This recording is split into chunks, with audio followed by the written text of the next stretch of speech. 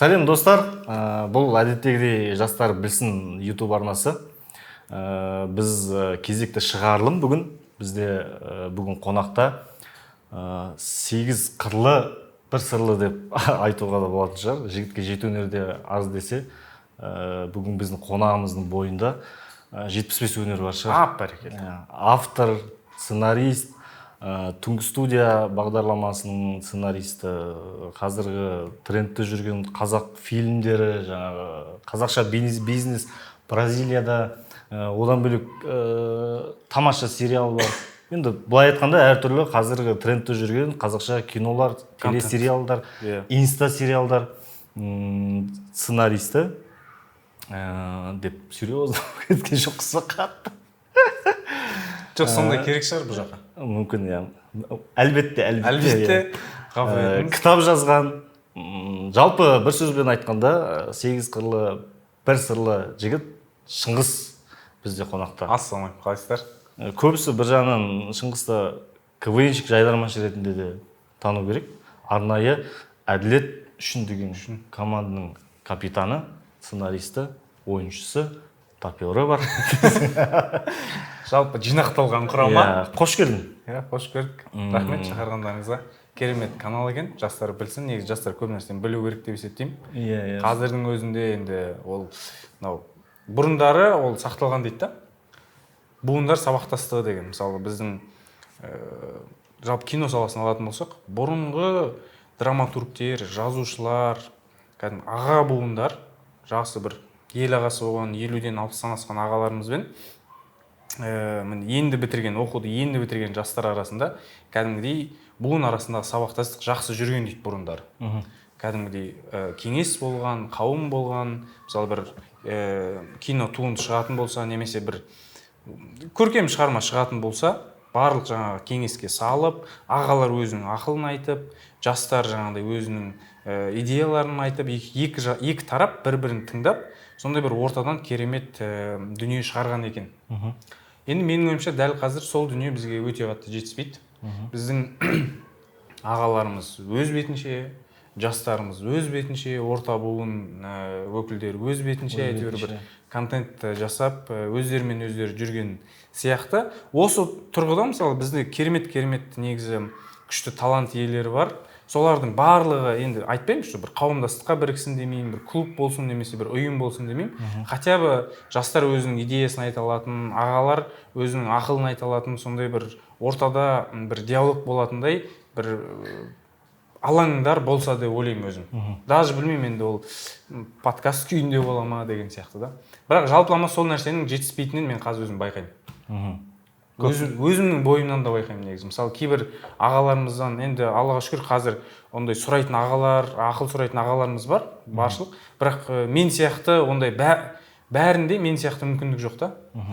Мысалы өзінің бір жасайын деп жатқан бір туындысы, мысалы сценарийі болса, немесе бір КВН-ға шығатын материалы болса, мен осындай нәрсе айтайын деп жатқан едім, осындай дүниені сахнаға алып шығайын деп жатқан едім, маған қалай қарайсыз деп ше. Сол деп Жақсы, рахмет деп өзімнің байқағаным ғой енді. Өзіңіз қалай көрсетер екен? Білеміз, негізі КВН-де де жайдарманда да көп нәрсе байқайтын. Көп нәрседе байқайтыным бар. Осы жайдарманнан бастайық. Ары қарай сосын әңгімеміз. Жайдарманда бірақ жақсы сақталған. Енді негізі комьюнити тұрғысынан айтатын болсақ, сөз бермесең ведущийға.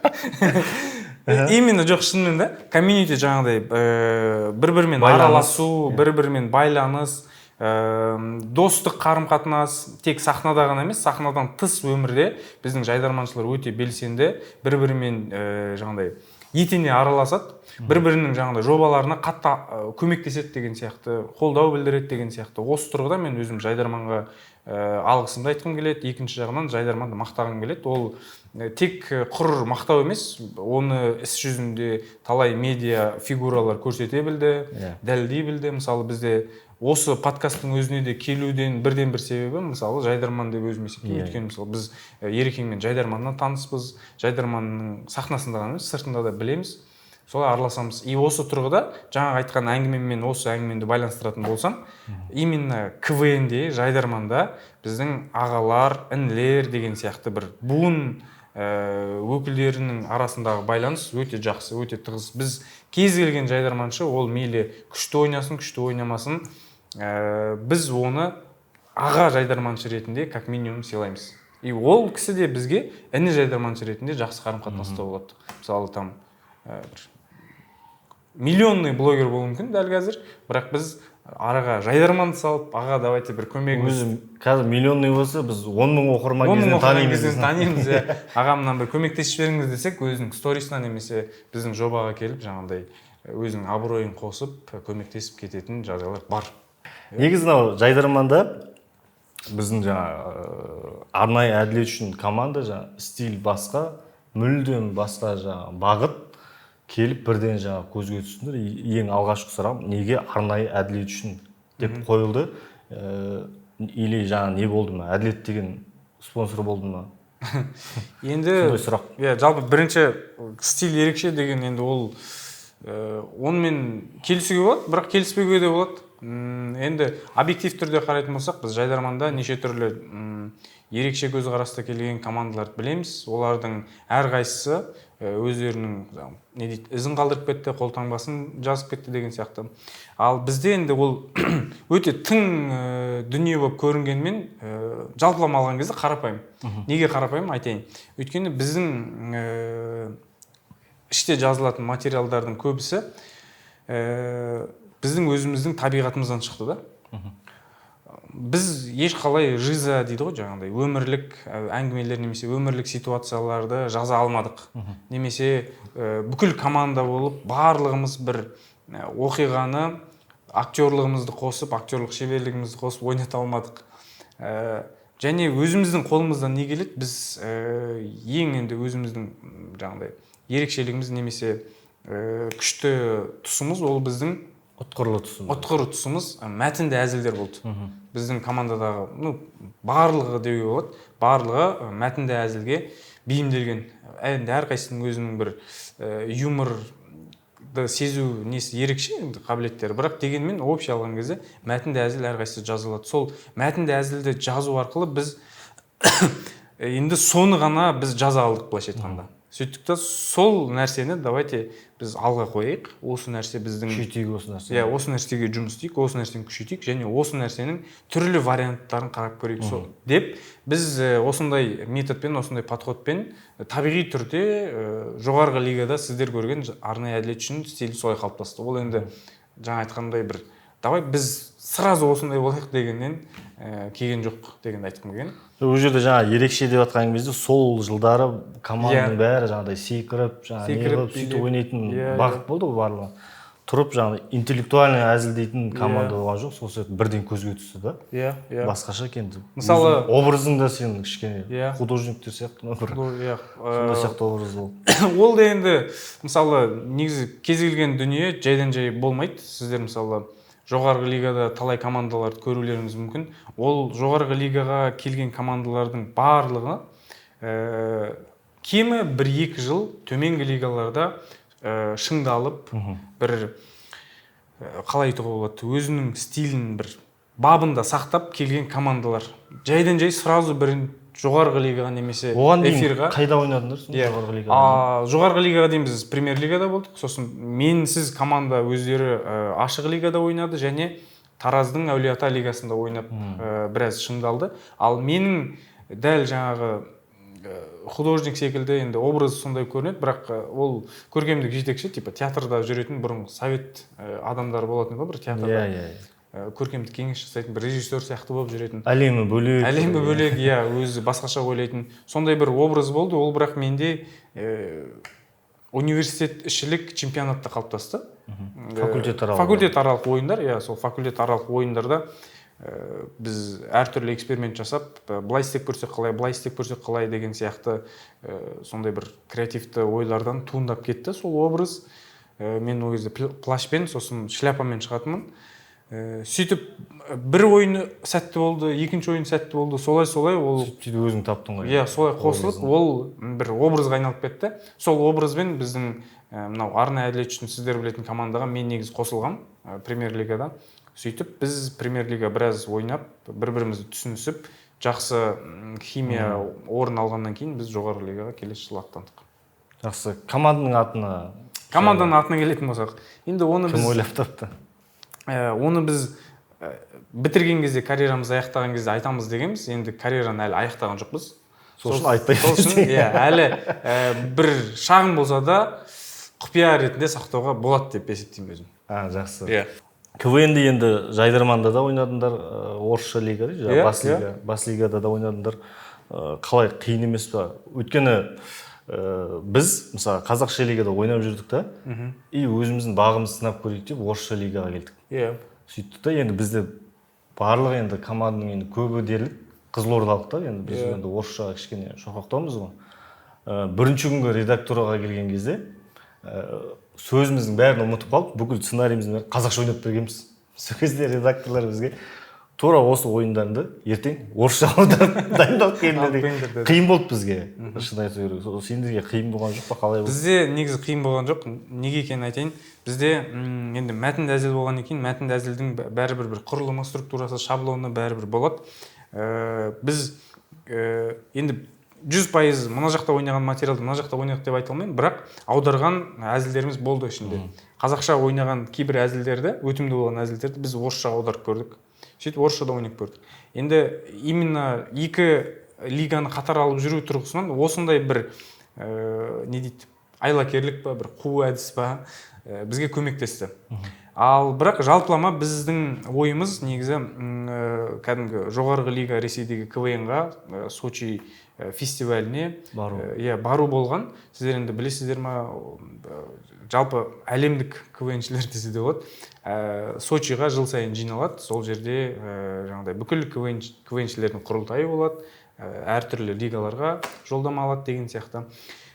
Сол жерге бару біздің арман болған, мақсат болған. Енді КВНші ретінде бәрінің мақсат болған шығар деп ойлаймын. Бізде де болды, қазір айтып береміз сол. Сол мақсатқа жететін бірден бір жол бізде осы орысша лига болды.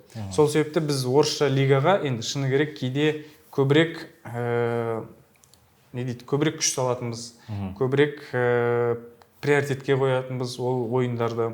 Енді Жайдарман төменде болды деген сөз емес, бірақ дегенмен біз Алматыда ойнағаннан кейін, Алматыдағы сол кездегі сендердің бір плюстерін айтайын ба? Осы Қазақ ұлттық университетінің несінің залында болатын еді ғой? Залында болатын. Именно осы сендердің жанкүйерлерің көп болатын еді. Ол да бізге ұтымды бір тұсы болды.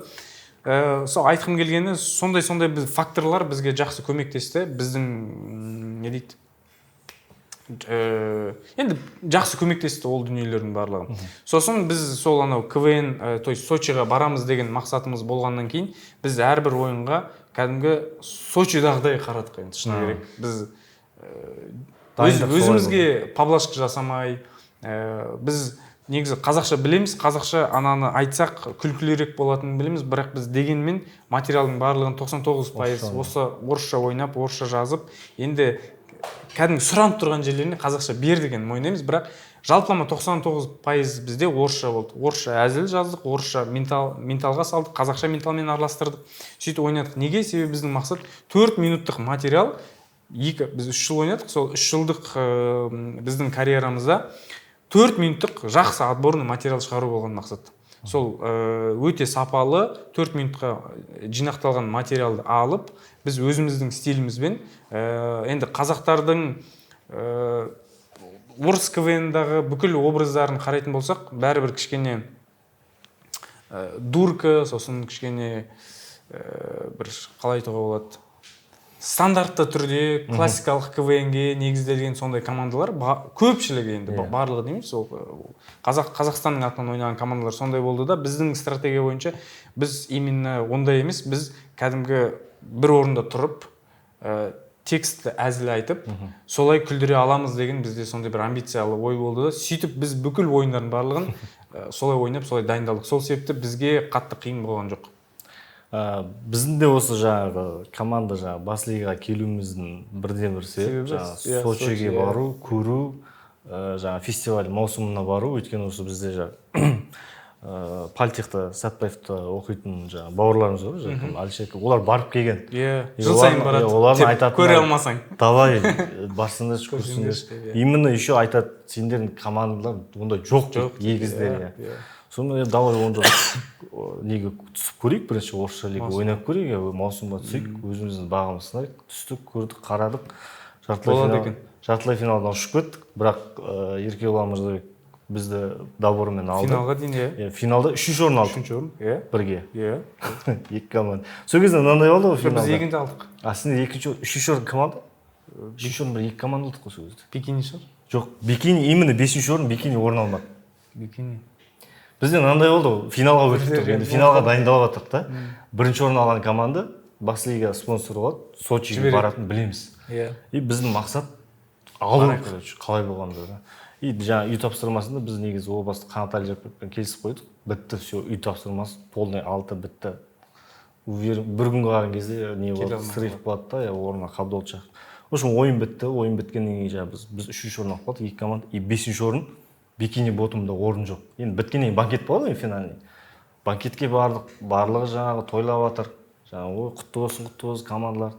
И анау бізде Қамаладин деген болды, жюриде қазылар алқасында болды. Сол тұрып сөйлейді. Мен өзім Сочиге бір команданы жіберейін деп тұрмын, спонсор болып. Бұл жерде 5 команданың арасында орын алынбай қалған бізде Бикини ботом бар. Сол мен спонсор боламын дейді. Мә сол кезде неге орын алдық деп па? Неге орын алдық деп. Дайындалмай қою керек ондай.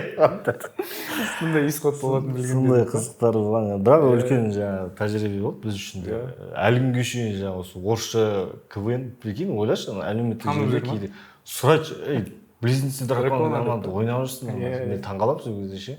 Жайдарманда КВНді жүріп сценарий жазуды бастадым, кейін ана осы кино жазу, сериал жазу қалай келдің? Сен Сәлемде де жұмыс істедің, әлі күнге дейін қазір Сәлемде проект бойынша жұмыс жасаймын. Сабақ бересің? Штатта емеспін. Жоқ, сабақта беремін, бірақ сабақты кішкене қазір тоқтаттық. Олардың бір жобаларына қазір сценарист ретінде шақырылдым, сол жақта жұмыс істеп жатырмын. Жалпы бірақ менің бір қызық КВН-дік, негізі көп адамдар КВН-ға келеді, сосын КВН-ді ойнап, КВН мектебінен кейін телевизиялық жобаларға немесе басқа да кино жобаларға бір жолдама алып жатады, немесе бір КВН-де жайдарманда үйренген дүниелерін әрі қарай дамытып, өрбітіп. Соның айналасында жүреді. Соның айналасында жүреді. Сценарий болсын, жүргізу болсын деген сияқты. Менде басқаша болды, қызық болды менде. Мен КВН-нен кеттім, электрик болдым, содан кейін. Жоқ, керісінше, мен бірінші негіз жазып жүрдім, кәдімгі ТВ жобаларда жүрдім де автор болып, содан кейін барып КВН-ға келдім.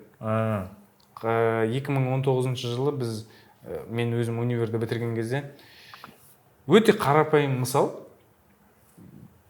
Абдинур Сұлтанғалиев, Hit TV Sports, Номад, жаңағыдай Национальный лига 2015 жыл чемпиондары, сосын 1-4 финалистері жайдарманның. Сол кісі қарама-қарсы, біз танымаймыз бір-бірімізді. Қарама-қарсы бір-ақ рет көріскенбіз. Мен басын айтайын. Басы бар екен, ұмытып қалыппын. Басы бар. 2018 жылы Есен ағамыз Тамаша деген не ашады? Канал ашады. Сол каналға бүкіл жайдарманшылар және жайдарманға қатысы бар адамдардың барлығы жиналады сол жерге. Автор болады, немесе бір жүргізушілер болады. Әйтеуір жалпы жайдарманшылардан құралған сондай бір канал болады. Сол сәтте бір кастинг жарияланады. Мен кастингке барам. Кастингте уже смешно. Тағай, Уәкең, сосын марқұм Асқар Наймантай. Осы үш кісі, тағы төртіншісі болды, ұмытқанмын. Сол кісілер жаңағындай қабылдайды. Не өнерің бар, жүргізушілікке дейді. Ол кезде жүргізушілік па, білмеймін, даже актерлық па. Әйтеуір барамда текстовый әзілдерім болған. Плагиат бар, анау бар, жиған тергендердің барлығын оқып берем. Биатлондар бар, жиған тергенді оқып берем. Сосын ол кісілерге қызық болады да, мен номерімді алып болады. Бір хабарласпайды. Сосын мен әлі жайдарманда емеспін. Кәдімгі маусымашарға барған ондай жайдарманда емес. Мен тек межфакта сондайды ойнап жүрмін. Сосын біраз уақыттан кейін барып Өркен хабарласады. Өркен ол Ақтөбе жайдарман филиалының қазір директоры. Жайдарман аясында жүрген бұрынғы жайдарманшы. сол хабарласады да, короче, Тамаша ТВ-ға бір проект жасайын деп жатырмық, соған сені автор ретінде шақырсақ қалай дейді. Все, хорошо деймін, барам. Сосын біз интернеттегі видеоларға комментарий беретін сондай бір 100-500 деген бір YouTube канал болады. Сол сияқты бір проект жасаймыз. Сол сәттен мен, получается, алғаш рет Есен ағамен танысам. КВН-де жоқпын әлі. Бір Есен ағамен танысам. Есен аға менің бастығым. Мен оған проект өткіземін, жаңағы сериалдарында, то есть выпусктарын өткіземін. Сосын Есен ағамен танысып жүреміз да, сосын Есен аға айтады, бізде мынандай бір проект болып тұр, қазір Тамаша Клаб деген. Тамаша Клаб деген проект болып тұр, соған бір номер жетіспей жатыр. Соған сен бір номер алып кел дейді маған. Сосын мен рубрика ма бір тип? Рубрика ма бірдеңе алып кел дейді, иә. Сосын мен айтамын да, менде биатлондар бар деп биатлондарды алып келемін. Сосын айтады, тағы да қарап көр дейді. Мен қасымда гитарист жігіт бар, арнайы әділ үшін кейін шыққан. Сол жігітті алып келемін. Ол гитарамен ән айтады, мен оған хабарландыру беремін. Сөйтіп Тамаша Клабқа шығамыз біз. Тамаша Клабта қызығы Абдинур Сұлтанғалиев болады. Сөйтіп бір-ақ рет көріскенбіз ол жерде. Жаңа гитарамен айтатын анау кейін арнайы әділетте ойнап жүрген сол кездегі не емес па? Сол кездегі нелер ма? Өлең айтып тұрады, сен текст бір хабарлайсың, сол өлең айтады деген. Сондай нәрселер ғой. Сондай нәрселер. Сөйтіп Тамаша ТВ-да жаңағындай съемка кезінде, енді съемка бір 2 күнге созылды ма, түсініксіз түнімен болды ма, білмеймін, уже ұмытып қалдым, бірақ ұзақ уақыт болды. Казинода болды, әйтеуір бәрі жабық. Жабық болды. Сол сәтте Абдинур Сұлтанғалиевпен бір-ақ рет көріскенбіз. Жай бүйтіп амандастық. Қалайсыздар, не істеп жатсыздар? Мен сіздерді көремін, бірдеңе деп сондай бір қысқа ғана диалог болды. Болды, міне. Осыдан кейін барып 1 жыл өтті уже арада. 1 жыл өтті, Тамаша ТВ жабылып қалды ма, бірдеңе болды, білмеймін. Сосын біз жұмыстан шығып кеткенбіз. Басқа жобалармен жүрміз, әйтеуір бірдеңелер жазып жүрміз, білмеймін не жазып жүргенбіз. Бірақ бос жатпау. Енді былайша алғанда бос жүрміз. Айлыққа, штатқа жүретін жұмыс емес. Сөйтіп 2019 жылы көшеде Алматыда просто осылай кетіп бара жатамыз. Мен жаңа қасымдағы Нұрзат деген гитарист жігіт екеуміз кетіп бара жатамыз. Қарама-қарсы самокатпен Абдинур келіп жатады. Сөйтеді де, ассалаумағалейкум дейміз. Қағып кетеді десең. GTA-дағыдай деп. Ассалаумағалейкум дейміз, ол кісі тоқтайды. Сосын амандасамыз да, мен қасымдағы Нұрзат деген жігіт, мен емес дейді, Нұрзат деген жігіт тұрады да, братан, жұмыс бар ма дейді. Бар ғой дейді, короче. Бар па дейді жұмыс. Бізде как раз ол кісі Hit TV-де креативный продюсер. Hit TV-ға бір проект керек дейді. Сөйтеміз да, маған нені синопсисін жазып жіберіңдер. Мен ұсынамын дейді. Қарап көрейін дейді. Сосын біз аламыз да, сол күні жібереміз. Ол кісі қабылдайды, сосын мен барам, Hit TV-ға жұмысқа кіремін. Нұрзат семейге қалып қояды да, ол жұмысқа кіремей қалады. Негізі жұмыс сұраған сол негізі. Бірақ жұмысқа кіріп кеткен мен бірақ. Сонымен ол семейде қалып қояды, мен әрі қарай жүрем. Hit TV-де жүрем. Сосын енді мен Тамаша TV-де 1-2 проект жасадым, получается 2 проект жасадым. Тамаша Клабты өзім жаздым, енді өзім шығардым. Тәжірибе бар. Сосын мына жақтағы проектті 16 выпуск жасадым. Енді мен Hit TV-ға жасаймын. Hit TV-ға біз веб-сериал жаздық, YouTube проекттер түсірдік. Тағы да енді басы-қасы санап көрсем бір 10 шақты жоба жасаппыз. Сөйтіп осы дүниелердің бәрін жасап болғаннан кейін барып, мені арнайы әділетшіге шақырады. Сонда мен осындай жобаларды жасап болып барып КВН-ға келемін. Негізі КВН-шіктердің бәрі керісінше студент кезінен бастап КВН ойнап бітіреді, сосын бар осындай жобаларға келеді. Ал мен КВН-ға жеткенге дейін, жаңа біз премьер-лигаға ойнағанға дейін, балдар өздері өте қиын жолдан өткен. Олар кәдімгі жергілікті лигаға ойнаған, ұшып кеткен, сосын ашық лигаға барып ойнаған. Сен өзі жұмысын жасап, айлығыңды алып жүрген ол кезде. Бірақ параллельно енді неде ойнап жүрмін? Ішкі лигада, Казгудың. Сонымен жігіттер қайсы аймақтық па, ашық лига Шымкентте ойнайды, 1-4-ке дейін ба, жартылай финалға дейін барады. Сөйтіп кәдімгі қарапайым КВН-шіктердің кәдімгі этап-этаппен өтетін жолдарын өтіп келе жатыр. А мен тұрғанда мына жақтан сразу бүйтіп премьер-лигаға қосылып кетемін. Сосын премьер-лигаға қосыламыз, ойнаймыз. Енді мен айтқым келгенім, менде бір белгілі бір деңгейде бэкграунд болды КВН-ға дейін.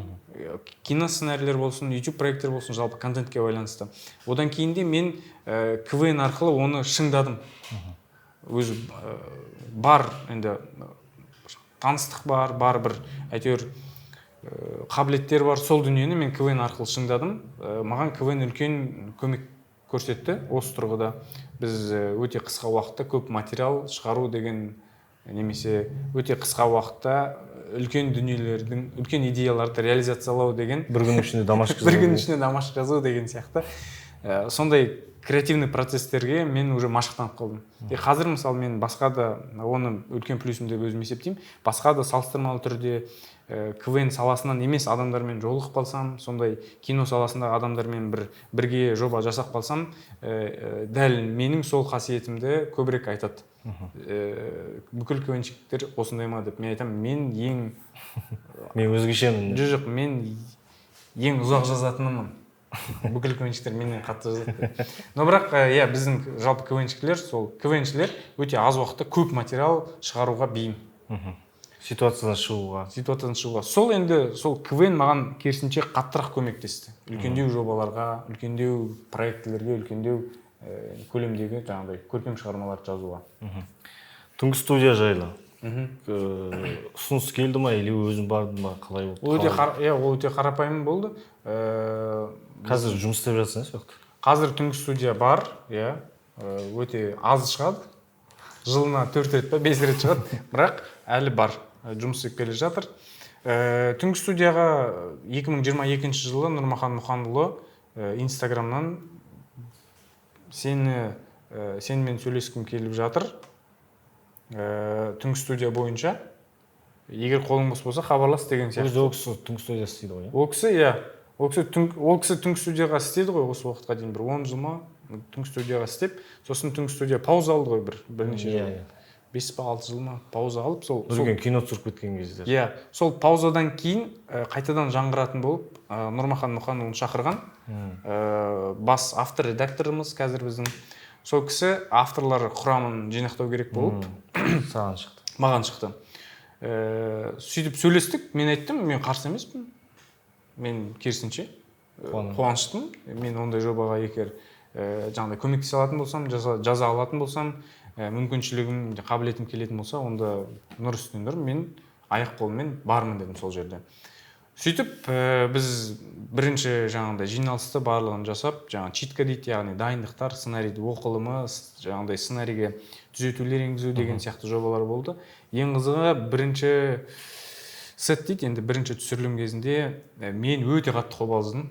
Өте қатты, енді ол кісі КВНшілер үшін, бүкіл КВНшілер үшін біздің аға буын өкілі, первооткрыватель дейді, жаңағындай біріншілердің бірі болған және лидер болған, біздің былайша айтқанда кумиріміз ғой енді. СНГ-ні бағындырған, сол кісінің алдында жаңағыдай сценарийімді оқу, әзілімді ол кісіге айту деген сияқты дүниелер маған өте қатты жаңағыдай толқыныс сезімдерін сыйлады да, сөйтіп мен кәдімгі өртендім, анау кәдімгі сценарийімді алып, мынау точно сценарий ма, мынау мен лайық. Өзің сенбейсің ба? Сенбеймін, мен анау лайық па, ана кісіге айтуға, мынау қалай болады, қазірге сын айтып қалса қалай болады деп. Және мойындауым керек, мен сол бірінші түсірілім кезінде егер сценарий ұнамаса, егер кәдімгі өте нашар бір нәтиже болатын болса, мен жұмыстан шығып кетемін, айлық алмаймын деген сондай ұстаным болды. Мен бар абыроймен қалайын деген сияқты.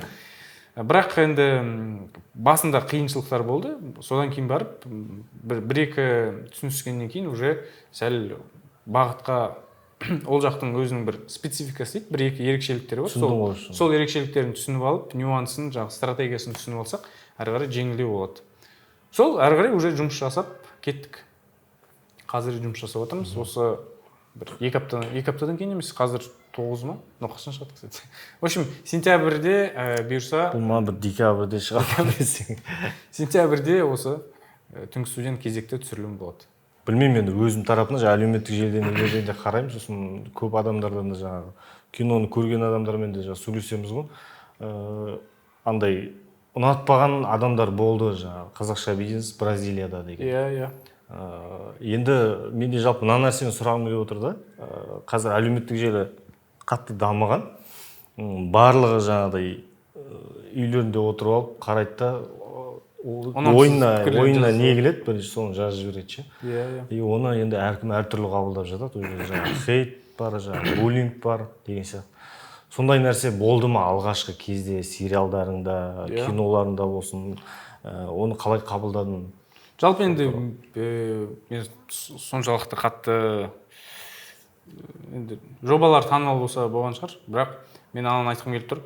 Біздің кез келген интеллектуалды өнім жасаған кезде, материалды былай шығарған кезде немесе көпшілік халыққа ұсынған кезде біз сол КВН кезінен болсын, сол телевизиялық жобалар кезінен болсын, мен хейтқа сол әу бастан ұшырап келе жатқан адаммын. КВНда да болсын. Мысалы КВНда енді әртүрлі талғам бар, әртүрлі адамдар бар. Мынау не жалғыз өзі шығып лекция оқиды деген сияқты КВНда. Рөл бермей ма? Рөл бермей ма деген сияқты. Мынау болмайтын команда қоя салу керек деген сияқты. Немесе дауысы шәңгілдеп қойғанды құртыңдаршы деген сияқты. Неше түрлі. Енді Есен аға мынау команда білмеймін қыздарды алып шығып бізді құртты деген сияқты. Неше түрлі нәрсе жазады ғой енді. Бірақ жалпы айтқым келген сол интеллектуалды өнімді жазып бастаған сәттен бастап хейтқа ұшырап жүрген адаммын. Ол дүние деген адамға бір жағынан бағыт бағдар береді негізі. Егер дұрыс объективті, конструктивті сын болса, бәлкім ол сәл әсіресіл деп айтуы мүмкін, бірақ сен соның ойын сәл саралап қарайтын болсаң, егер біраз уақыт өткеннен кейін ана ой сенде әлі бір шынымен мына кісінің негізі айтқан сәл орынды болды десең, соны түзетуге, немесе сол бойынша жұмыс жасауға, соны кішкене күшейтуге негізі жақсы бағыт. Бірақ ол бір миллионнан бір рет қана кездесетін жағдайлар, және объективті, конструктивті бізде критика немесе сын пікірлер өте аз жазылады. Оны тіпті жазатын адамдар даже жоқтың қасы шығар деп ойлаймын. Ал көпшілік 99% пікірлердің барлығы жай далбаса әңгіме, бос хейт немесе бос сөздер, былапыт сөздер, әйтеуір жаза береді. Оларға енді иммунитет қалыптасқан өзімде. Ол дүниелерді жай қарап, күліп өткізе берем. Ол бір ешқандай маған кәдімгідей көңілімді түсіретін, немесе ол менің білмеймін, мені стресске алып баратын, немесе бүкіл шығармашылығын тоқтатып қоятын, өзімнің мақсаттарынан бас тартатын дүниелер емес. Оларға мән бермеуге тырысам. Әйтпесе, егер мысалы әрбір хейтқа өзінің деңгейінде уақыт арнап, өзінің деңгейінде оған қарап, олармен білмеймін салғыласып, олармен қырылып, уақытымды өткізетін болсам, менің өзімнің қойған мақсаттарыма немесе өзімнің алдыға бір жетелейтін бір әйтеуір жолдар болады ғой. Сол жолдарға, сол межелерге жете алмай қалам деп ойлаймын да. Сол себепті мен оларға жай ғана ит үреді, керуен жүреді деген сияқты бағытпен қараймын. Енді бір жақсы сөз бар, осы жерде өзім ұстанатын. Егер әрбір жаңағыдай шаңға балағыңды қаға берсең, онда жүретін жолыңа жете алмайсың дейді, баратын жеріңе жете алмайсың. Сол сияқты бұны бір сенің балағыңда әйтеуір пайда болатын шаң деп қабылдау керек. Сөйтіп оны қағып жоқ кете беру. Қаққанша, наоборот, қақпай баратын жеріңе жүру керек та. Соңында общий бір сілгіп аласың да. Или кірмашта сала саласың, иә. Или басқасын ала саласың да, басқа шалбар. Потому что ол жетіп жатқан мақсатыңа может саған одан да күшті нәрселер беріледі шығар. Инстаграмдағы сериалға байланысты, Алаяқ деген сериал шықты. Неге бұл бағытқа көшіп жатсың? Или көрермендер қазіргі жаңағы қарайтын адамдардың барлығы жаңағы ұзақ сериал мені көргісі келмей ма или қалай? Иә. Енді бұл дүние инста сериалдар деген ол менің ойымша бір алдағы уақытта қазірде енді тренд болып жатыр, бірақ алдағы уақытта да трендке айналатын кәдімгі тұрақты түрде біздің көретін контенттеріміздің бірі болады деп ойлаймын. Оған себеп көрші Қытай мемлекеті бізде 2020 жылы барлығымыз карантинға үйде жабылған сәтте олар тынбай жұмыс істеген солар-ау деп ойлаймын өзім контент бағытында. Әрине қазақтар Инстаграмда, ТикТокта өте белсенді, мықты болды, бірақ бір контенттің аясында блогерлер да жұмыс істеді ғой. Иә, блогерлер жұмыс істеді, бірақ бір контенттің аясында деген ол кісілер сол кішкене алдағы перспективаны ойланып, түсініп,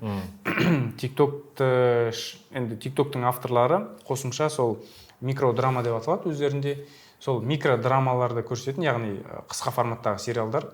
Сол қысқа форматтағы сериалдарды көретін TikTok секілді бірнеше платформалар шығарды. Ол 2020 жылы болған оқиға. Сөйтіп тест жасау арқылы олар біраз жаңағыдай минустарын, плюстарын қарап, тексеріп сол аралықта өте күшті өнімдер жасап шығарды. Ол өнімдерді олар өздері Қытай нарығында тексерді, одан кейін басқа да көрші мемлекеттерде тексерді. Енді 2023 жылдан бері, енді осыдан 2 жыл бұрын олар жалпылама нарыққа шығара бастады. Америка болсын, Европа болсын, жалпы біздің нарықтар болсын, СНГ нарығы. Өздеріңізде кейбір рилсті көріп атқан сәтте немесе тиктокты көріп атқан сәтте бір инстаграм, то есть бір инста сериалдардың немесе микродрамалардың қытайлардың түсірген бір үзінділерін көріп қалуларыңыз мүмкін. Олар бір приложенияға бізді шақырады. Сол приложенияның ішінде өте көп контент бар. Неше түрлі калибрға, то есть оған тіпті сіздің әртүрлі бағытта сіздің тіпті Кинопоиск немесе жаңағы Netflix сияқты өте алпауыт стриминг площадкаларының контенті аз болып қалуы мүмкін. Енді уақыт жаңағыдай ұзақтық жағынан әрине ұтылады ғой, бірақ категория жағынан немесе сол проекттердің саны жағынан олар басымырақ болып тұр. Олардың енді монетизациясы өте қарапайым. Олар сізге 100 сериалы инста сериалды көрсетеді. Оның 15 сериясын тегін көрсетеді, ал 85 сериясын ақылы түрде көрсетеді. Сол арқылы өздері ақша алады. Бұл өте қарапайым және жұмыс істейтін система. И олар өте сәтті оны қолданып бізге енгізіп жатыр. Енді бұл трендті менің өзім 2024 жыл ма, әлде осы жылдың басында ма, біздің қазақ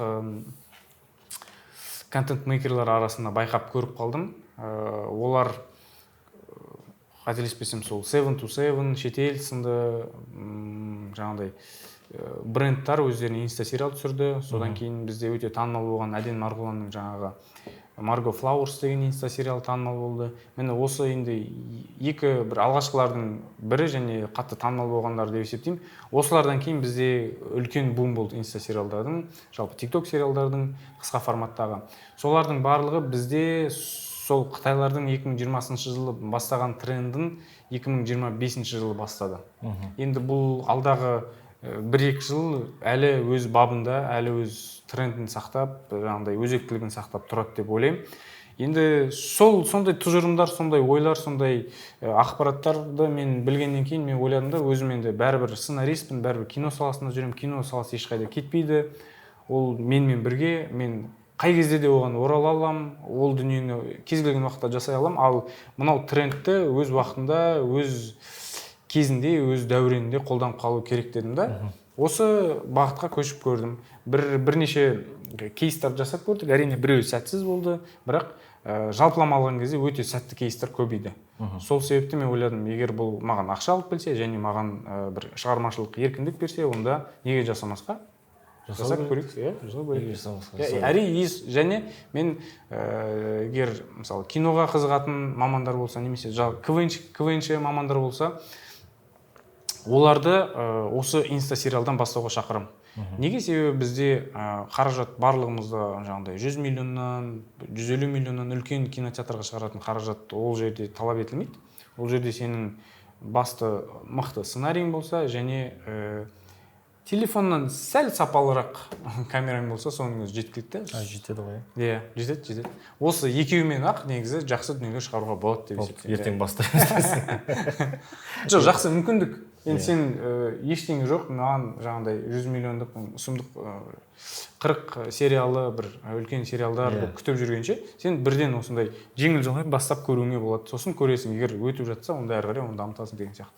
Ал өтпей жатса, қоясың деген сияқты. Өзің қарайсың ғой. Өзің қарайсың, иә. Неге осы сценаристер шетелге шығып жазады? Үйде отырып бейді. Енді ол барлық сценаристерде бар мүмкіндік деп айта алмаймын енді. Жоқ, енді мен танитын көбісі сол шетелге шығып кетеді. Сол жақта жатып кино жазып келеді, сериал жазып келеді. Енді олар үшін жауап бере алмаймын енді. Өзім үшін жауап берейін. Олар не үшін үйтетінін мен өзім үшін жауап берейін. Менде енді өзімнің өмірімде жалпы шетелге шығу, саяхат деген сияқты ол жақсы приоритеттердің бірі. Ол тек жұмыс бабымен емес, жалпылама көріп қайту, бір зерттеу, қарау, сол мәдениетімен танысу деген сияқты. Ел көру, жер көру деген сияқты өте қарапайым сондай мақсат. Ол мақсатпен егер менің жұмысым тұспа тұс келіп жатса, онда әрине сол мүмкіндікті қолданамын. Неге жасамасқа? Неге жасамасқа?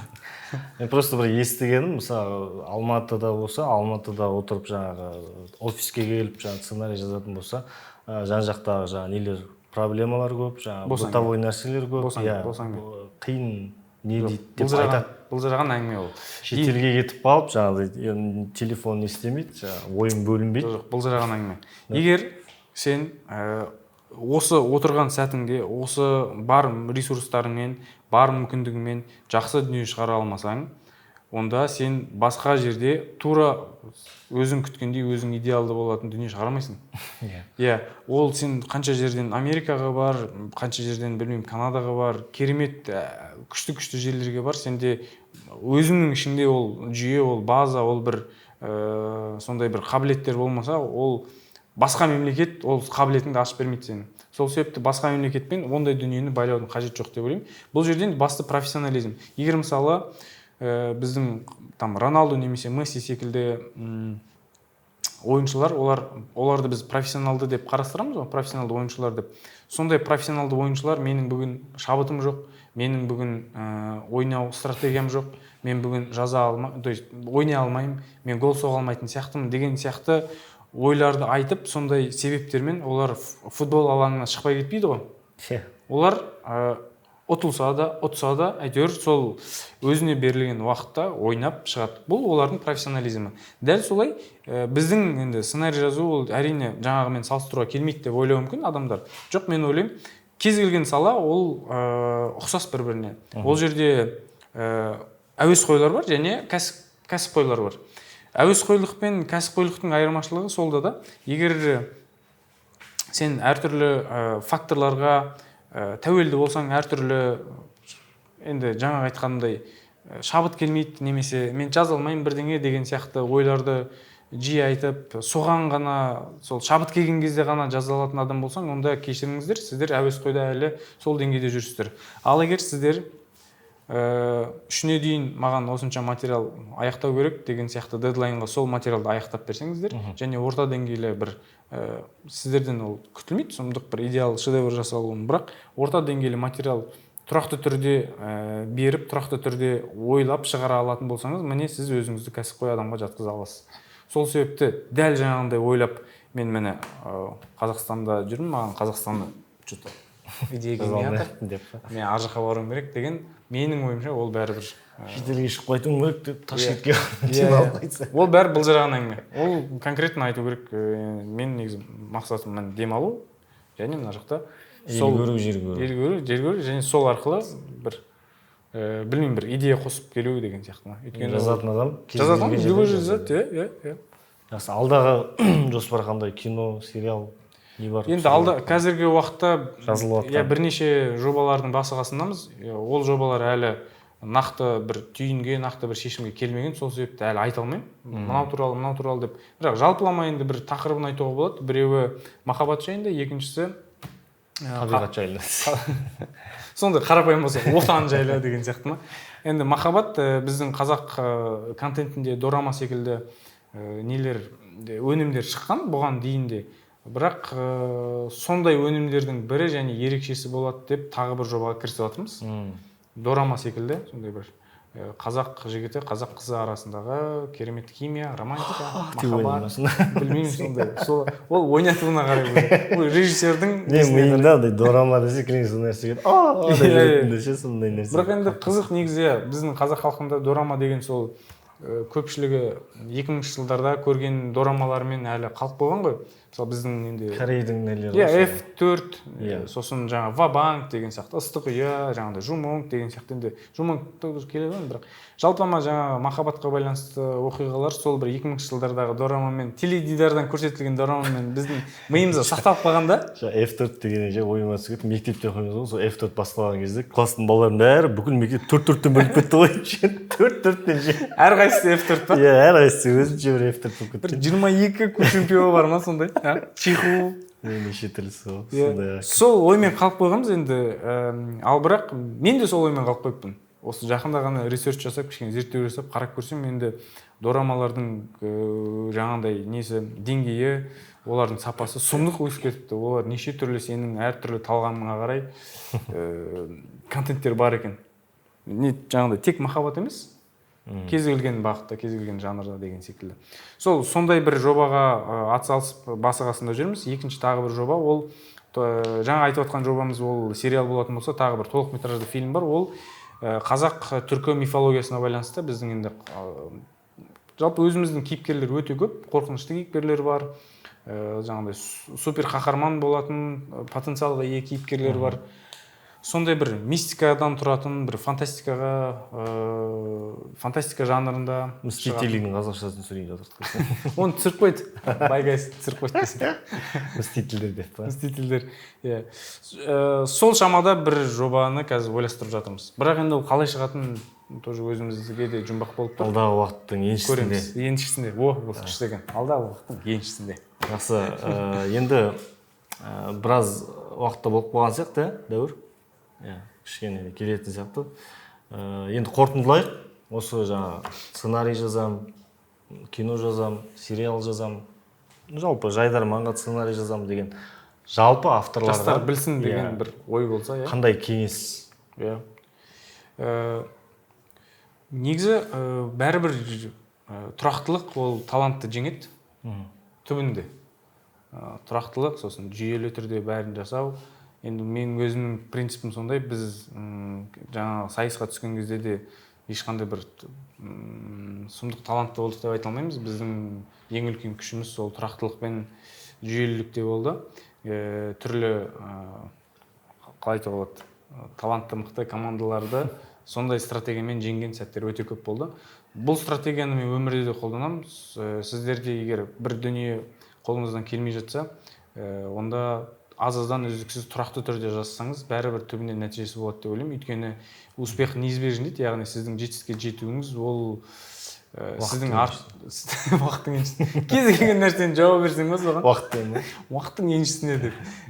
Сіздің бәрібір жұлдызды сәтіңіз, сіздің жетістікке жететін уақытыңыз ол бәрібір сізді айналып, сіздің артыңыздан келеді. Сізге ол сәт түседі бәрібір.